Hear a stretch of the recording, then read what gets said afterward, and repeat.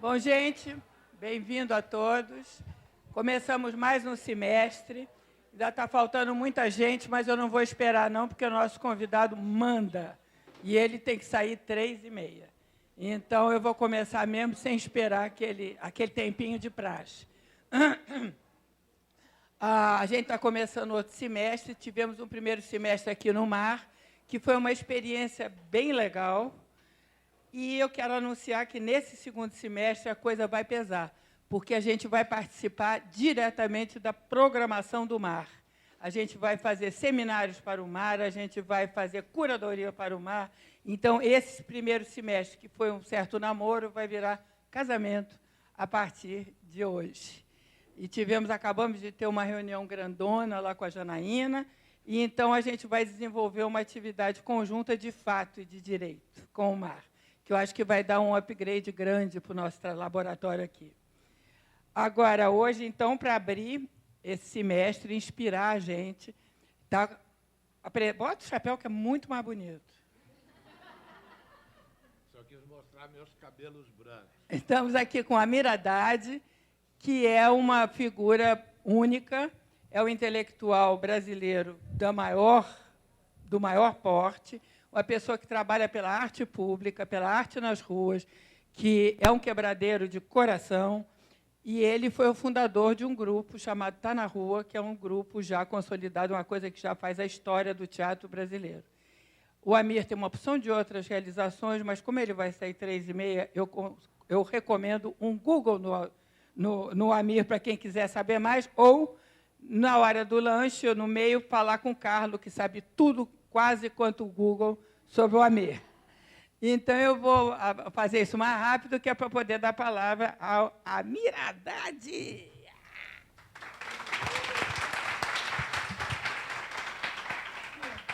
Obrigado, Elô. A Elô fica falando em casamento, não sei o quê, e me apertando, segurando no meu braço e tudo. Entende? Eu entendi tudo. Afinal de contas, linguagem, sinais, faz parte do nosso ofício, né? A gente lida com isso, depois a gente conversa. Tá bom? Bom, estou aqui, vamos conversar um pouco.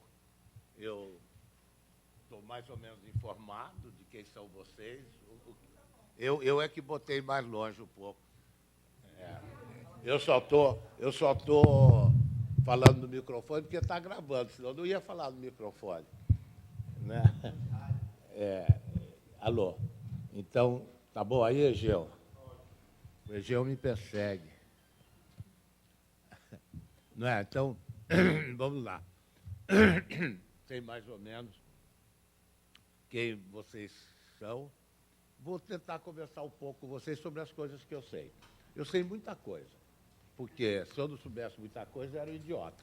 Eu tenho 77 anos de idade, se eu vivi até hoje, não morri, não fui escorraçado, sobrevivo, falo coisas que as pessoas não gostam de ouvir e ainda estou aqui, é porque alguma coisa eu aprendi.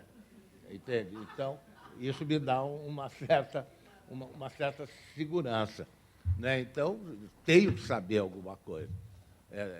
Não sei tudo, nem tenho condições de dizer para vocês aqui agora tudo o que eu sei. Mas alguma coisa eu sei. E o que eu puder trocar com vocês, vou trocar, vamos conversar. Eu tenho uma experiência de vida, de investimento, de opção, de escolhas, que eu acho que pode interessar, pode interessar a uma plateia como vocês, que estão aqui variados, de origem variada, formações variadas, formação nenhuma, essas coisas todas.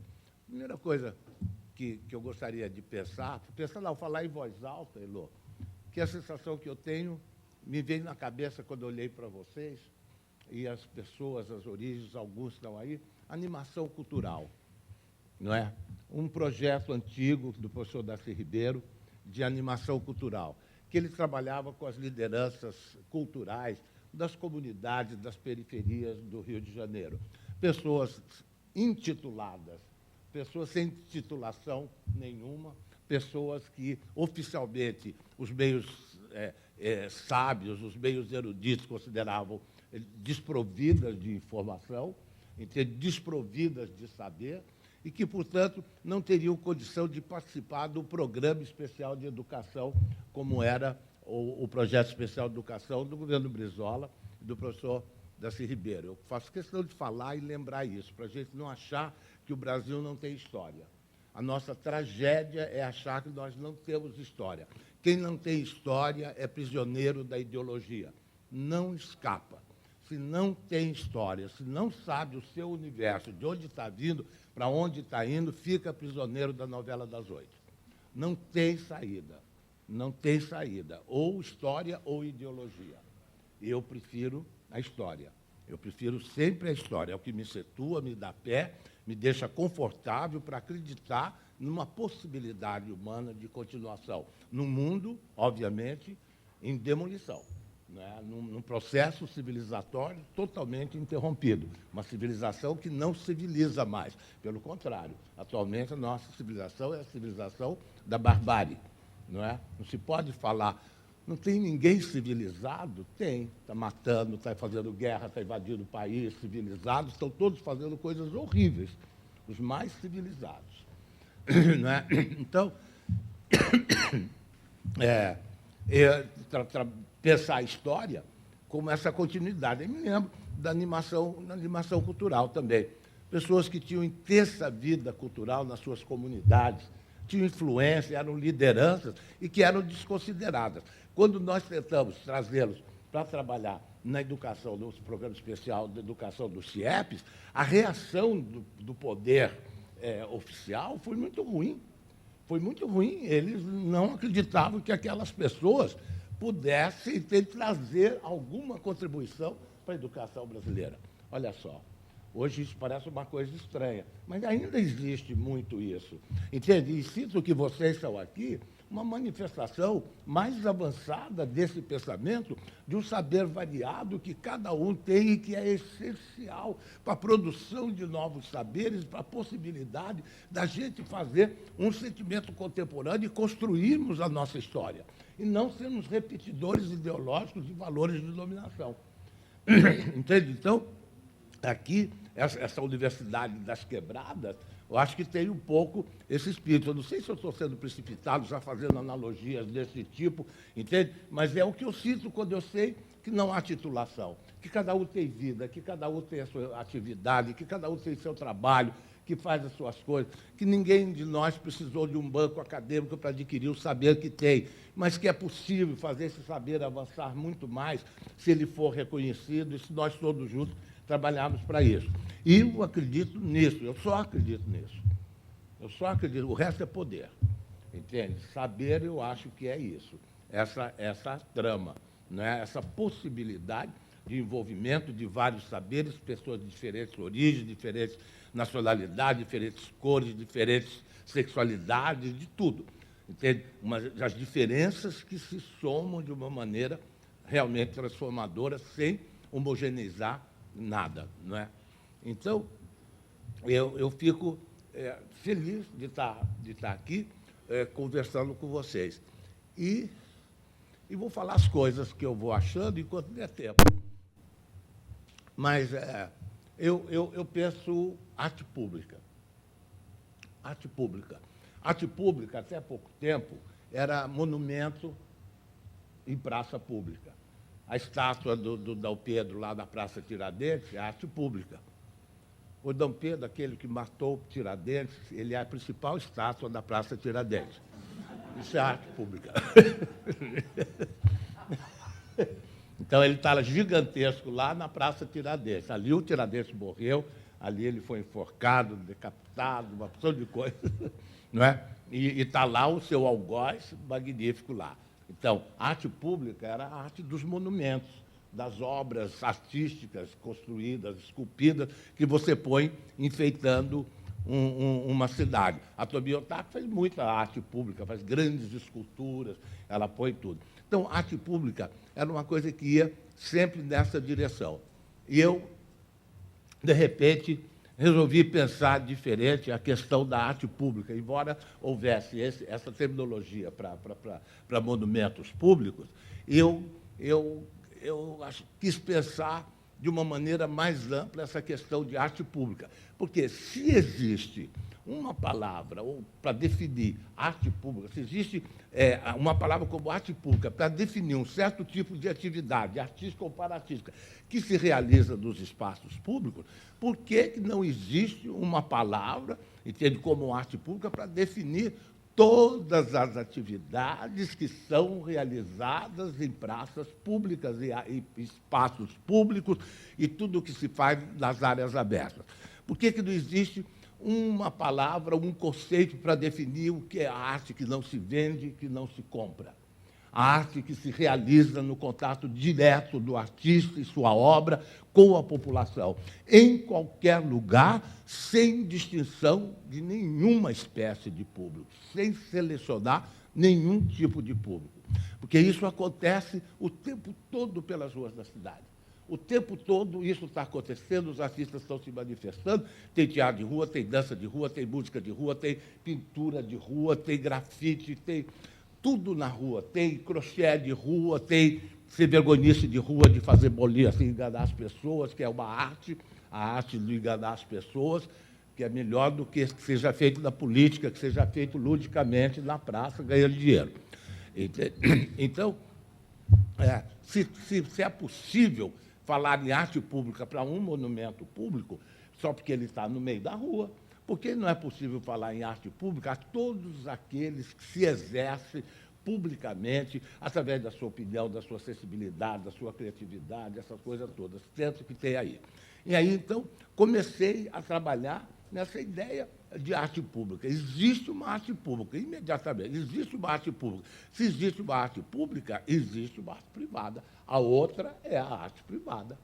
Se essa será a arte pública, todo o resto que se faz para pequenos grupos, em lugares fechados, em arquiteturas especiais, submetidas às ordenações do sistema vigente, todas essas a gente pode chamar de arte privada, porque ela se realiza num contato particular do artista com uma determinada parte da população, mediante uma troca de pagamento, pode ser um ingresso, alguma coisa, de qualquer maneira, uma coisa que inibe a participação de outros que não tenham a senha para chegar naquele evento, entende? Para não chegar ali. Então, isso passa a ser para a gente arte privada.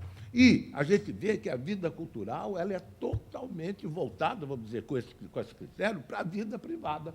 Todo investimento que se faz em cultura, se faz nessa cultura, de uma certa maneira, voltada para a vida privada. E com a esperança de que essa cultura retorne alguma coisa para a vida pública. Então, que eu, como artista, eu sou estimulado, eu posso ganhar o edital, receber o dinheiro e faço alguma coisa para o bem. Deus gritou. Que eu faça alguma coisa para o bem da humanidade. Fala, não, nós botamos muito dinheiro naquele artista maravilhoso, naquela subjetividade privilegiada, naquele talento sem nome, dessa coisa linda, e ele vai devolver para a humanidade coisas maravilhosas. Entende? Devolve o quadro, devolve uma música, devolve alguma coisa, e ele fica o máximo da expressão, entende? E o que tem de retorno público, daquele investimento público feito desse artista privado, é mais para o artista do que para a comunidade, embora chegue na comunidade também. Então, começa a pensar, se existe esse tipo, o que acontece com a outra pública, com a arte pública, voltando lá. Durante muito tempo, tudo que se fez na rua, durante muito tempo e ainda agora, durante muito tempo, tudo que se fez na rua, antes e depois, é considerado de menor qualidade. Então, o artista público é um artista menos apreciado ou menos prezado, não é? Menos apressado. O artista público não tem respeitabilidade. O que ele faz não combina com a alta cultura, não combina com a cultura maior, não combina com a superarte, não combina com nada. Então, ele e pelo fato de ser público, ele já é tratado com certo desprezo. É muito ruim. Público, a palavra pública no Brasil hoje, ela só não é pejorativa para a arte pública considerada como monumento. Mesmo assim, as pessoas cospem, fazem xixi no monumento, sujo e tudo. Mas ali a arte é arte pública, não é? Mas, em geral, público é tudo que é de ruim. A gente pode fazer o teste. Eu vou falar educação pública. Todo mundo... né? Segurança pública. Né? Saúde pública. Ó, está vendo? Está vendo como é que é? Saúde, educação, banheiro público.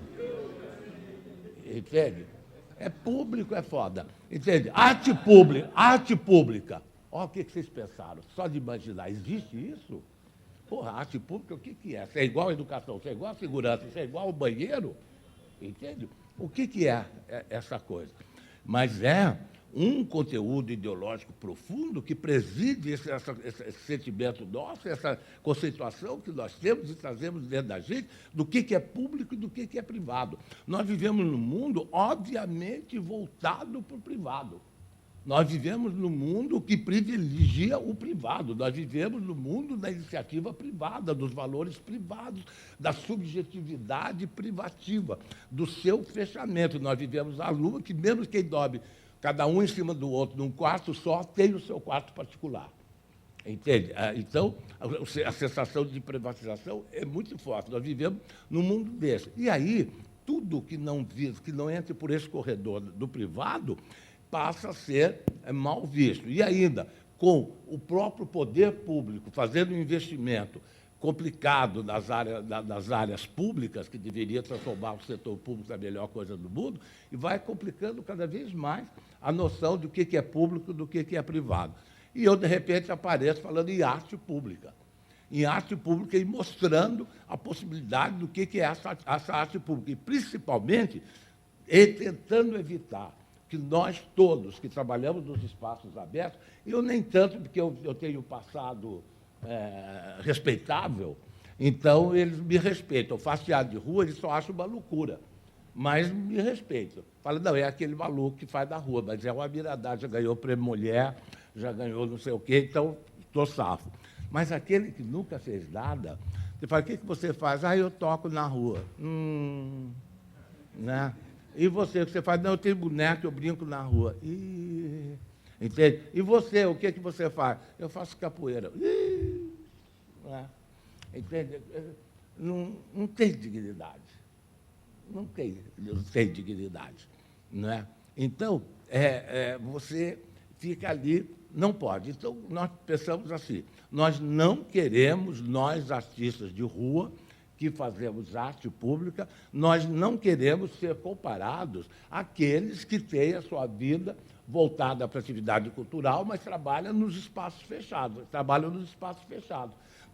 nos lugares determinados para eles trabalharem, que podem trabalhar ali, estão sob controle, estão sob vigilância, estão determinados, se submetem a determinadas regras de mercado, a regra dos editais, a ideologia estatal que sai pela forma de produção, a que eles são obrigados a trabalhar e tudo isso. Então, eles ficam ali e são valorizados. Há uma cadeia de valores para fazer esses artistas. Então, tem artista, tem espetáculo, falando de teatro, tem espetáculo que recebe uma grande porção de dinheiro, um edital que recebe muito dinheiro para fazer. Você pode ter um artista de televisão, às vezes pode ganhar R$1 milhão para fazer um monólogo. Entende? E ele gasta esse R$1 milhão no monólogo, porque é tão complicado tudo para ele sozinho se expressar num teatro, fazer o cartaz, fazer a propaganda, divulgar, fazer tudo, entende? Tem um que escreve, outro que ilumina, que ele acaba gastando. Então, existe uma gradação de valores peculiares de acordo com o valor artístico, se convenciona que aquele artista, aquela obra tem, e ele recebe. Então, recebe um mais, outro recebe menos, mas qualquer que seja a quantidade que cada um desses artistas receba, a arte pública é a última da lista. É lá embaixo. Então, se um cara recebe R$1 milhão para fazer um monólogo, um grupo de teatro de rua, que tem 15, 20 atores na sua composição, recebe R$5 mil para fazer o seu trabalho. Isso se for aprovado, né, a sua proposta. Então, o disparate é muito grande, a distância entre uma coisa é muito grande. Nós falamos, é muito grande porque nós estamos querendo nos comparar com eles, porque nós não somos iguais. Nós somos outra coisa. Não podemos estar colocando tudo no mesmo saco, porque é injusto. Nós não vamos nunca ter a característica que os outros têm. E nunca vamos ser reconhecidos como artistas importantes, porque não temos essas características. Mas se nós deixarmos de ser a mesma coisa que eles, porque não somos, entende? Então as coisas podem ser muito melhor. Então nós falamos assim, nós não somos esse tipo de artista. Nós não somos teatro de rua, nós somos arte pública. Nós não somos pintores de rua, nós somos pintores públicos, somos artistas públicos. Tudo que nós dançamos na rua, nós somos artistas públicos. Todo mundo que se apresenta nos espaços abertos, não importa qual seja a modalidade de arte que esteja fazendo, nós somos artistas públicos. Essa questão do sentimento do artista público, da diferença do que é o sentimento do artista público e do artista privado, é muito importante. Quando nós começamos a entender que havia uma diferença grande entre público e privado, nossos afetos também melhoraram. A nossa maneira de ofertar o nosso produto também melhorou. Porque até então eu ficava massacrado por um modelo que era superior a mim, diante do qual eu ficava inimigo, não fazia nada, e eu ficava ali humilde, chateado, me achando um fracasso, fazendo aquela porcaria no meio da rua. Agora eu sou um artista público. Aí eu tenho diálogo com todos, eu horizontalizo a minha possibilidade de expressão. Eu não tenho limite no meu espaço, na minha expansão. Eu chego a todos como eu quiser. E eu não estou prisioneiro aos conteúdos ideológicos que a burguesia desenvolveu do que é um artista, de para que serve o artista e o que é uma atividade cultural de mercado, voltada para o mercado. O que é isso do afeto do cidadão que vende o seu produto e o faz procurando vender, e do cidadão que se expressa livremente nas praças e ruas, sem a menor noção se o que ele está fazendo vai ser vendido ou não, e que depende sempre da contribuição, às vezes generosa, às vezes pobre, do chapéu, e muitas vezes justa também, porque se o artista não tem muita atração, acaba não recebendo um bom chapéu. Eu não tenho passado chapéu, porque eu sou uma pessoa que já conseguiu alguma coisa. Então, não ganho tanto dinheiro como eu gostaria de ganhar se eu estivesse trabalhando no teatro fechado. Mas trabalho na rua, recebo algum apoio que me permite não passar o chapéu. Mas a maior parte dos artistas que trabalham na rua passam o chapéu, entende? E é uma coisa que eu acho que não deveria ser perdida nunca.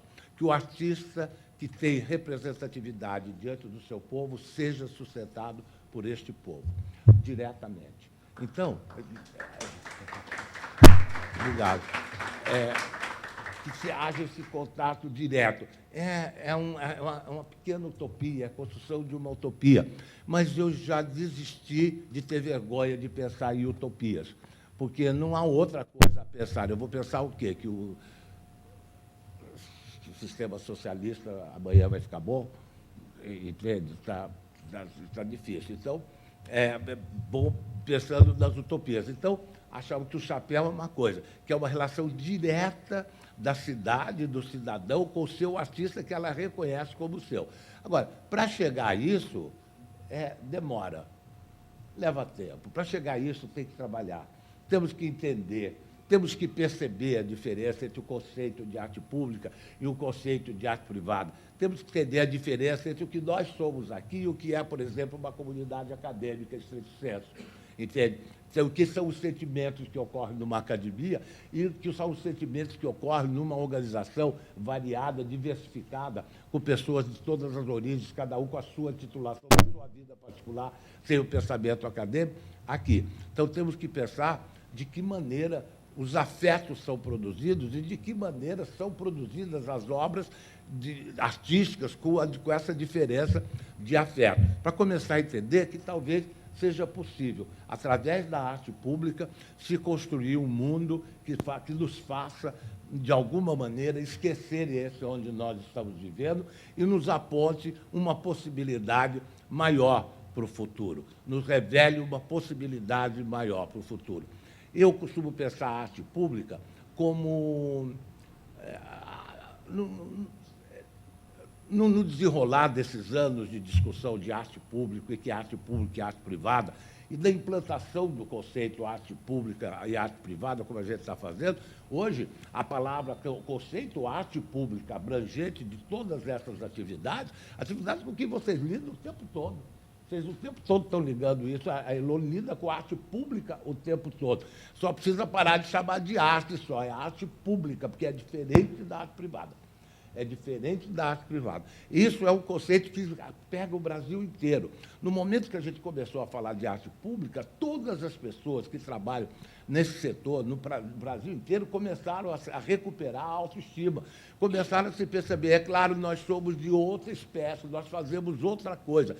E isso se alastrou pelo Brasil inteiro, os grupos se fortaleceram, os movimentos se fortaleceram, as leis começaram a aparecer, as leis que garantem a liberdade para o artista de rua trabalhar, porque antes não havia essa liberdade. Então, também outra coisa que eu quero acentuar aqui, nesse movimento de conceituar a arte pública, se passou por muita coisa.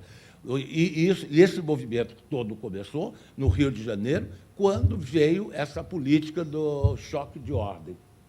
Choque de ordem. Então, se resolveu sanear o Rio de Janeiro. O Rio de Janeiro vai ficar tão linda quanto Copenhague. O Rio de Janeiro vai ser a nova Oslo. O Rio de Janeiro vai ser Bruxelas. Entende? Vai estar arrumado, organizado e tudo. E esses pretos vão sair do centro da cidade. Entende? Vamos tirar essa gente esquisita e fazer uma cidade limpa. Varre, varre, varre, varre. E sai varrendo. A ordem pública saiu varrendo todo mundo, atropelando mesmo, entende? Não é nem a questão do xixi. Eu deixei de fazer xixi na rua. Mas não é só isso. Não é só isso. Então, saí atropelando. E os artistas de rua foram imediatamente arrastados, levados nesse arrastão.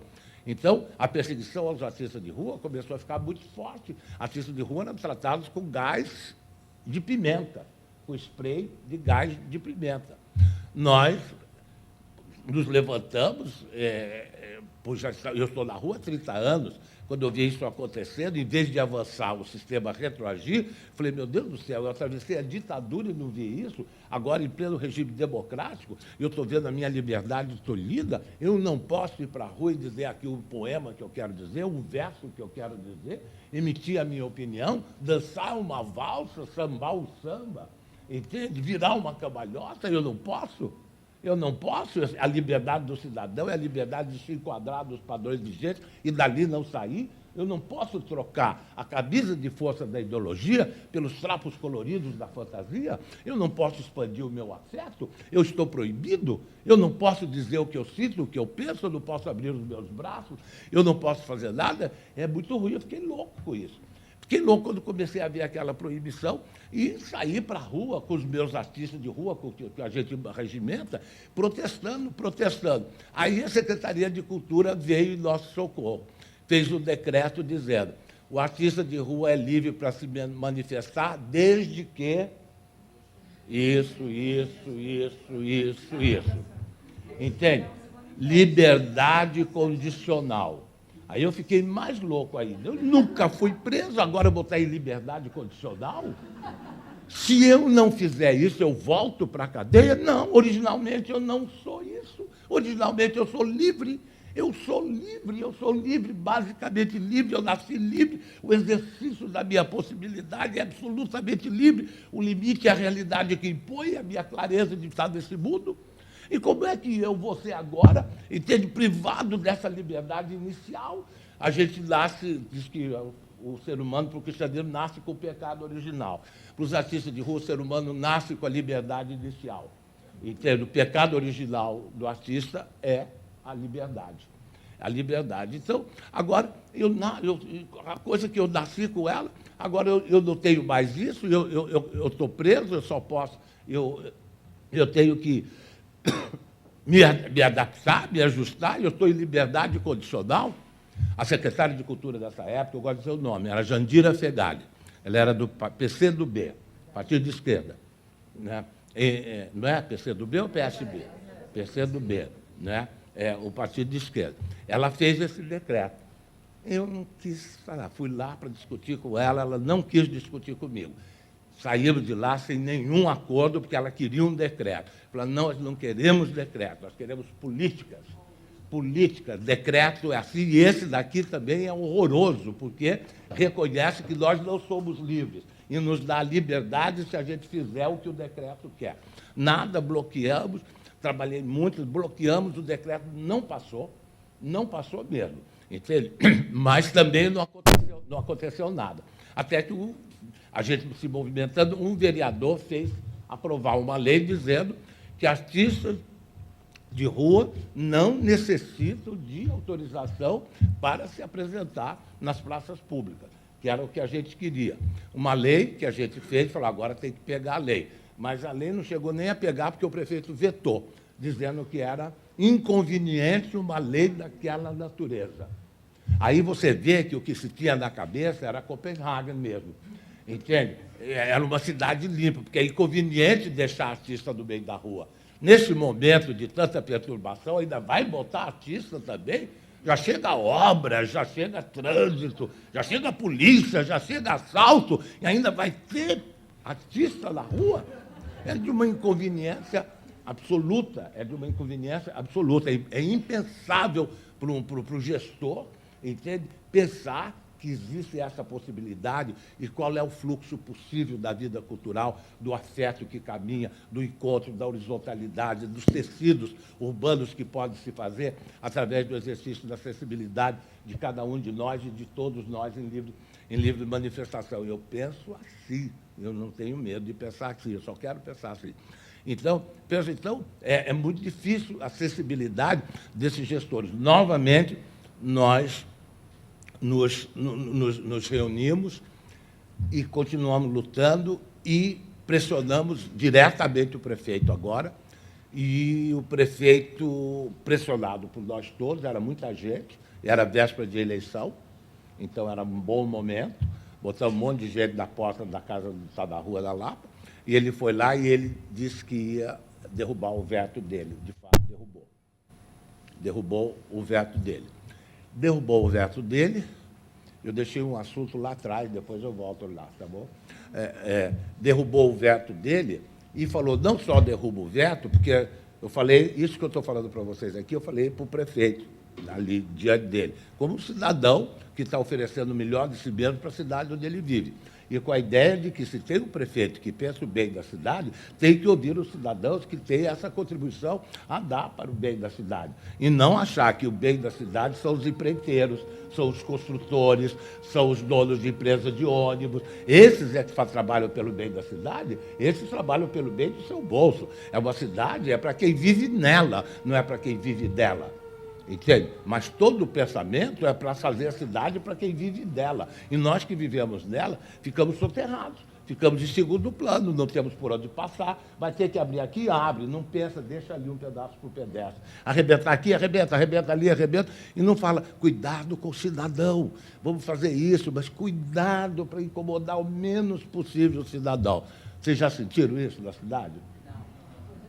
Não tem, não dá. Não dá. Alguém sentiu que se pensou, vamos fazer essa obra, é bom para não sei o quê, então vamos tomar cuidado para a vida do cidadão não ficar uma loucura, vamos ensinar, vamos dar lá, vamos para a televisão, vamos discutir, vamos dizer as alternativas de trânsito, por onde vai, por onde... Nada, cada dia numa hora você sai, eu não saio mais com o meu carro, ontem eu me perdi 2 vezes para ir para Itaboraí.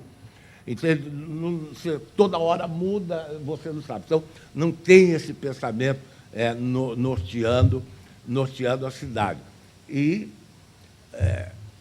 então, como cidadão que reivindica uma cidade para quem vive nela e não para quem vive dela, nós vamos falar com a autoridade, que geralmente olha a cidade para quem vive dela e não para quem vive dela. Os empreendimentos, o dinheiro que traz, o investimento, atendimento às reivindicações, é a indústria automobilística, são as companhias de transporte, são os trens urbanos e interurbanos, entende? Essa coisa assustadora que é o transporte público brasileiro, não é? E, com tudo isso, nos colocamos diante do prefeito com esse nível de reivindicação. Ele falou, não, eu tiro o veto, ainda mais, vou fazer o edital para os artistas públicos. Aí a gente falou, muito legal, sua intenção é ótima, mas nós não queremos edital. Edital é cheio de conteúdo ideológico. Na maneira que eles fazem conteúdo ideológico, na maneira como eles pedem para você se organizar, para poder concorrer ao edital, eles já praticamente disseram para você o que você tem que fazer e como você tem que fazer. No momento que você está integrado nesses procedimentos legais, você está absolutamente atado e só pode fazer aquilo que é previsível. Eu falei, não é possível, senhor prefeito, que artistas de rua, entende, que estão fazendo ali uma coisa, que está vestido de estátua, fazendo uma estátua linda na rua, vai preencher um edital com o CNPJ e tudo, para conseguir uma ajuda. E que ajuda vai ser essa? Não se trata disso, nós queremos políticas.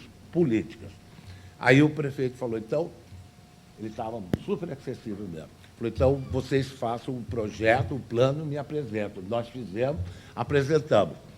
Ele foi reeleito, ele continuou apoiando a gente. As secretarias de cultura, não, com muita dificuldade, os secretários de cultura, porque eles são da cultura, e cultura é coisa fina. Então, não dava para misturar. Mas o prefeito nos apoiou. Mas, de qualquer maneira, ele ficou de liberar uma verba para a gente fazer o nosso projeto, que é uma prospecção de tudo que se faz de arte pública na cidade do Rio de Janeiro. Entende? E, finalmente, depois de muito entrave burocrático, essa verba saiu e hoje a gente está em plena atividade. Teve que chamar festival por causa da verba, mas a gente não gosta do nome festival e nem fizemos uma divulgação como se fosse um festival de Cannes. Hein? Não, é atividade mesmo. É um projeto que a gente chama Arte Pública, uma Política e Construção. Que nós temos 4 praças centrais da cidade do Rio de Janeiro, com curadoria de 4 grupos que trabalham em espaços abertos e, não por acaso, estão sediados há pelo menos 10 anos nessa praça. O que tem menos, que é da Praça Saspenha, está há 12 anos na praça, entende? Naquela praça. A oficina de teatro está no Largo do Machado há 20 e tantos anos. A Companhia Brasileira de Mistério e Novidade está lá na Gamboa, na Praça da Harmonia, também tem mais de 20 anos de vida naquela praça. E o meu grupo de teatro está na rua, que é um grupo do Rio de Janeiro, do centro do Rio de Janeiro.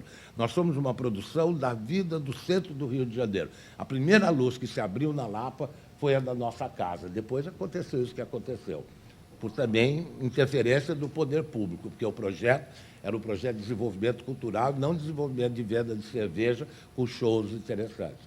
Entende? Era estimular a produção cultural da região. Muitos grupos culturais que haviam ali foram desmantelados e outros que ainda existem, mas sufocados pela estrutura que se fez ali para lá e que o tempo todo se tenta resolver. Então, o Está na Rua trabalha nesse lugar. E há 3 semanas já que essas 4 praças vêm apresentando os seus trabalhos na rua, o que é arte pública, como trabalhando, fazendo aulas abertas de arte pública e apresentando espetáculo. E cada uma dessas praças, uma vez por semana, apresenta uma grande quantidade de artistas de rua que a gente vem arregimentando. Porque uma das finalidades do projeto era fazer esse levantamento. De que maneira? Anunciando esse encontro e que todos os artistas de rua que tivessem alguma coisa para mostrar e fazer, aparecessem, que eles seriam bem recebidos, estão sendo bem recebidos, e se apresentariam nas praças com condições de trabalho melhor do que a que eles têm normalmente. Uma maneira de fazer a lei pegar, de fazer a cidade conhecer os artistas de rua e de sentir também qual é a força dessa manifestação artística poderosa que a gente chama arte pública. Desde a abertura, há 3 semanas até agora, nós já tivemos mais de 300 pessoas cadastradas. O projeto deve durar 3 meses, até o dia 10 de abril. Nós achamos que, até lá, nós teremos muita gente cadastrada que está na rua, muita gente que gostaria de estar, mas não estava e cria coragem e vai, e muita gente que nunca pensou nisso vai começar a pensar que é um espaço possível. É um lugar onde você pode livremente se expressar. Você não precisa passar pelo funil de arranjar um lugar, arranjar uma galeria, arranjar um patrono, arranjar um jornalista, arranjar um papel numa novela para poder se exercer. Você não tem que passar pelo crivo ideológico que a sociedade burguesa, capitalista, protestante submete seus artistas para que eles possam fazer a sua produção de acordo com os interesses deles. Você pode livremente ir para a rua se manifestar. Então, a gente está trabalhando intensamente nisso, né? No entendimento de que isso é essencial, que a arte pública é uma possibilidade nova para o futuro, entende que é preciso investir nisso e que o futuro há de ser, certamente, o dos espaços abertos. Entende? As torres poderão se erguer, cairão. Se elevarão, ruirão. Ruirão. Eu fico igual o profeta, né? Ruirão!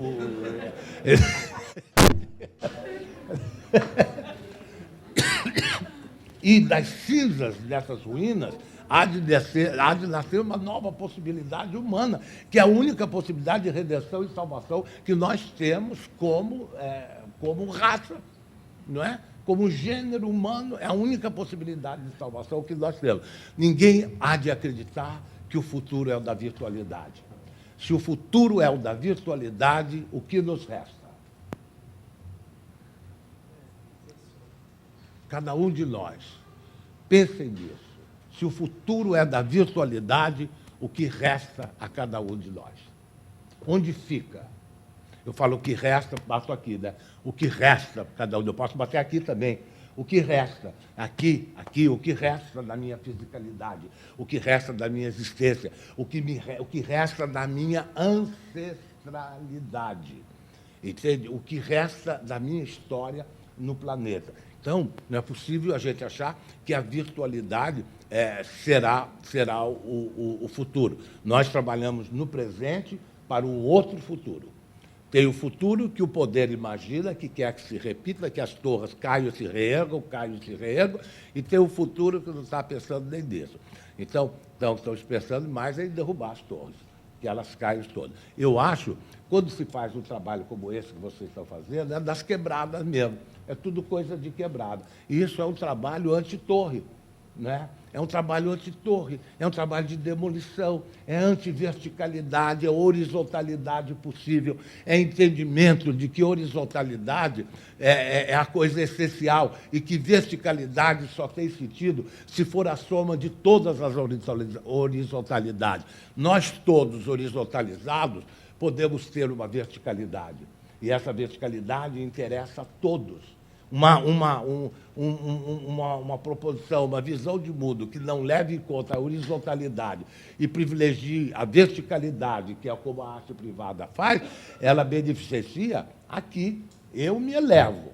Eu posso me elevar demais, mas vocês, pobres mortais, ficarão eternamente aí embaixo. Aí embaixo, sem nenhuma condição de subir, porque não dá. Se subir, eu faço assim. Porque se trata da minha verticalidade, entende? Eu é que estou da vertical. Então, quebrar essa verticalidade é essencial, mas prescindir da verticalidade não é possível. Mas existe uma verticalidade possível, que é a soma de todas as nossas horizontalidades, quando nós todos nos elevamos.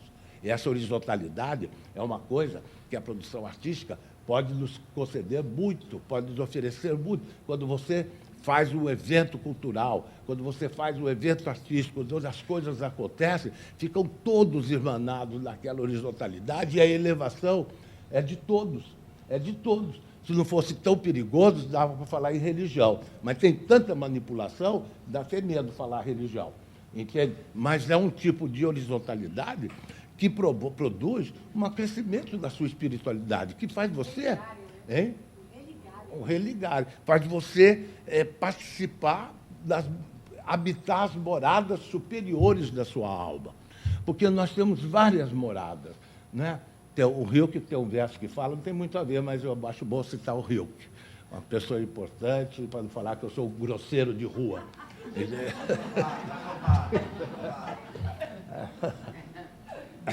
O Rilke fala assim, o coração tem duas casas, moram nele sem se ver, numa a dor, noutra o prazer. Cuidado, prazer, canta e ri, mas devagar, não vá a dor acordar. Que é lindo.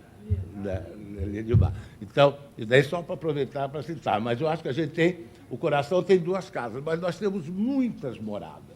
Muitas moradas. Há momentos que nós conseguimos habitar as moradas superiores da nossa alma. É quando você se sente bem e fala, caramba, eu estou numa região que é muito melhor, que eu não conheço. Se eu pudesse ficar aqui, no dia seguinte você atropela e vai. Né? Mas, quando você se exerce nesse nível de produção, de horizontalidade e verticalidade, você acaba habitando as moradas superiores da sua alma. Essa é uma função essencial da atividade artística, da criação, essencial para o crescimento do ser humano, essencial para a transformação, essencial para o encontro, essencial para o nosso interesse, essencial para a nossa possibilidade de viver, essencial para a nossa esperança. Não pode ser tirado, é essencial para a nossa esperança. E quantos de nós temos essa possibilidade? Quantos de nós somos capazes de viver isso, que é tão importante para nós? Entende? Quantos de nós teremos acesso a isso num mundo que privatiza essa produção generosa do ser humano, que é o que faz com que a gente se eleve, quando isso se transforma em mercadoria? Entende? Igual aquela moça que quis vender a virgindade dela para quem desse mais. Não teve, né? Ela vendeu, né? Vendeu bem, é? Então.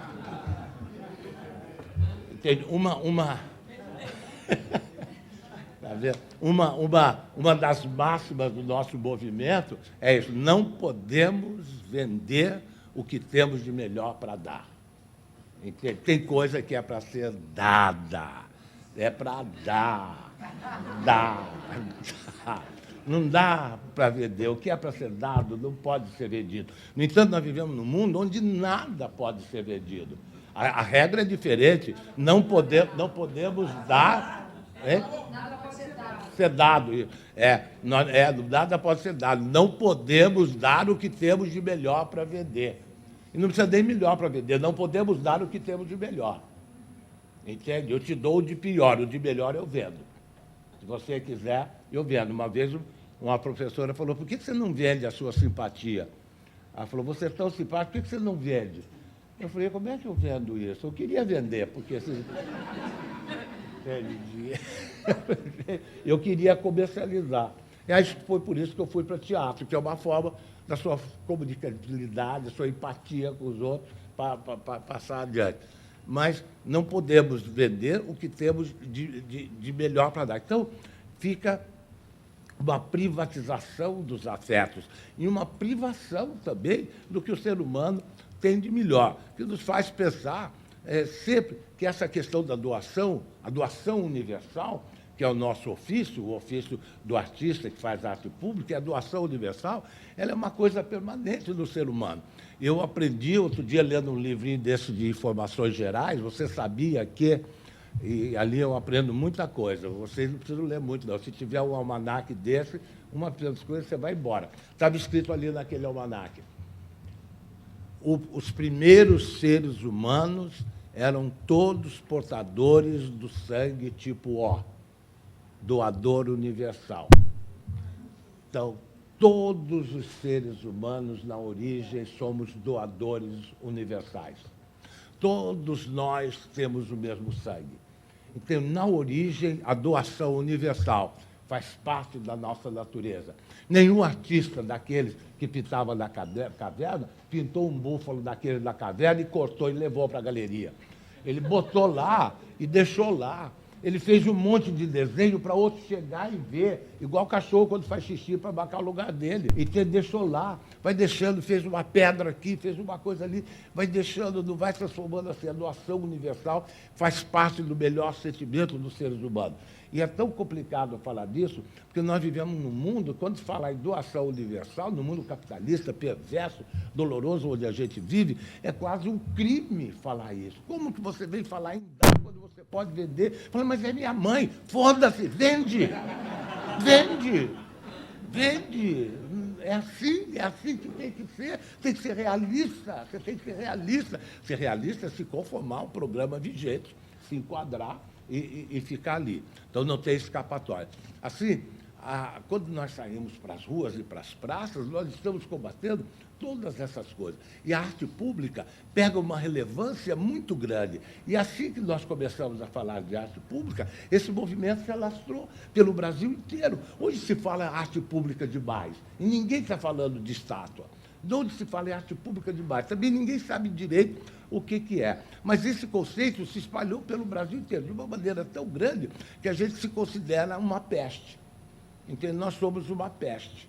A arte pública é uma peste, porque brota de dentro para fora, de baixo para cima, não é soja transgênica e não é mato daninho, não é erva daninha.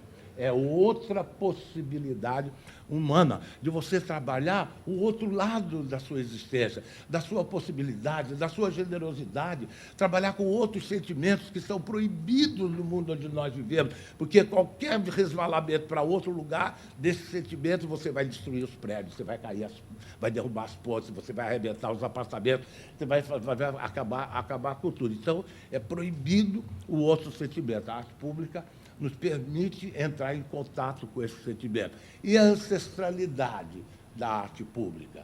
Não é que eu estou falando, parece um conceito novo, mas também é um conceito absolutamente antigo. É muito antigo, que a gente até já esqueceu o que é. Entende? Mas é muito antigo. Então, a ancestralidade é a ponta necessária que faz o arco da contemporaneidade.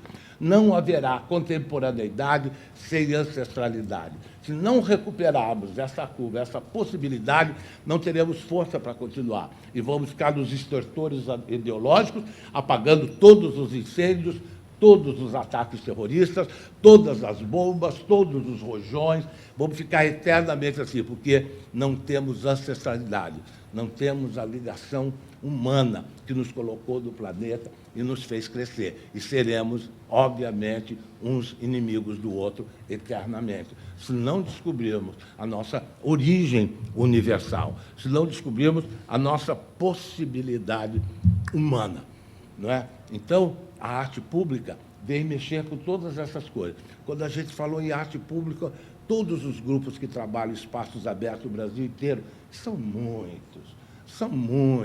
Os grupos de teatro de rua, pintores, os assentamentos da reforma agrária, alguns assentamentos que são verdadeiros paraísos, é a utopia acontecendo. A gente nunca vai saber, porque isso não será divulgado, nunca, porque mostra o outro mundo, um mundo de simplicidade, de compartilhamento verdadeiro, de horizontalidade, de vida cultural intensa, sem a classificação artistas especiais, mas o ser humano criador.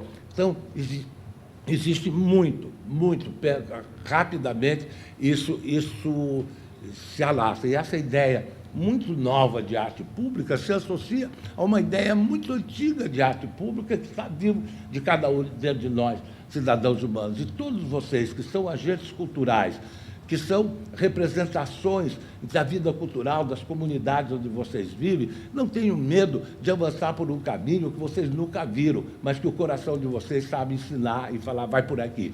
Vai por aqui. Vão. Não tem que ter modelo, não tem que copiar, não tem que nada. É bom que seja aqui, que aqui seja a Universidade das Quebradas. Todas as universidades deveriam ser as universidades das quebradas. O resto é exame de laboratório, é exame de diagnóstico, grandes máquinas fazendo os diagnósticos, e a gente lá dentro. A vida pode nascer nas quebradas. A vida nasce das quebradas. Então, é dessas quebradas. Isso aí, em pouco tempo, e atabalhadamente, em uma hora, é um tempo que que eu tenho para tentar situar para vocês uma ideia de arte pública, que movimento é esse, o que nós estamos testando, o que nós estamos fazendo. Ainda hoje, se quiserem, tem uma aula aberta no Largo da Lapa, 6 horas da tarde, a partir de 6 horas, começa realmente às 7, mas às 6 já está aquecendo, uma aula aberta de teatro dos espaços abertos, uma aula pública que eu faço toda terça-feira na Lapa. É lindo, é grande, todo mundo que vem faz a aula, e é muito legal. E acontece uma coisa fantástica. Depois que termina, nós terminamos 9h15, mais ou menos, a gente tem que sair da praça, porque a praça vai ser ocupada pelo projeto Lapa Presente, que é uma delegacia que eles montam na Lapa de noite. Vocês já viram, né? Sai a arte pública e entra a força pública. Força pública todo mundo respeita, né? Segurança pública não, mas força pública... Então é esse, rapaz. Sai a arte e entra a força pública. E é uma cena, a troca de guarda é melhor do que a da rainha. Muito melhor, rapaz, é forte, rapaz. Tá? A gente vai saindo, os meus atores, com aquelas trouxas de roupa, num evento em que entrou branco, preto, bêbado, criança, bandido, ladrão, a escória que estava na praça, os melhores da praça, os brancos, os roxos, todo mundo vestido, colorido, fazendo coisas, dançando, que é como está na rua trabalha, né? Aquela mixórdia, promíscuo, a promiscuidade artística, promíscua, a Lapa ali toda, todo mundo juntando os trapos, e aí vem entrando os carros da polícia, brancos, limpo, com as luzes vermelhas, eles vêm entrando as luzes. Eles vão entrando, os artistas vão saindo, o meu DJ bota a música lá.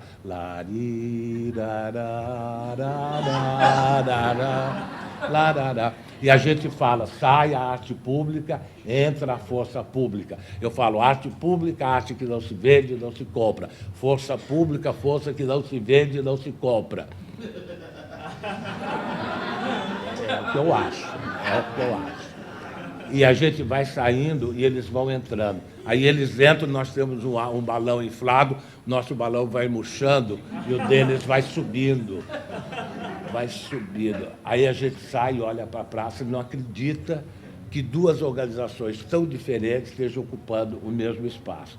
Eu sempre espero que um dia a gente chegue a um equilíbrio entre essa chamada ordem pública e a desordem pública, que é o exercício da sua plena capacidade criativa, a capacidade de transgredir, de reinventar o mundo a cada minuto, sem estar prisioneiro de nenhum pensamento excluditório, nenhum pensamento que te bote na cadeia. Pelo contrário, um pensamento que nos livre de todas as cadeias que nos prendem e nos permita repensar o mundo, inventar uma outra possibilidade. A arte pública é a possível arte do futuro. Isso é o que eu acho. Sangue de Jesus tem poder.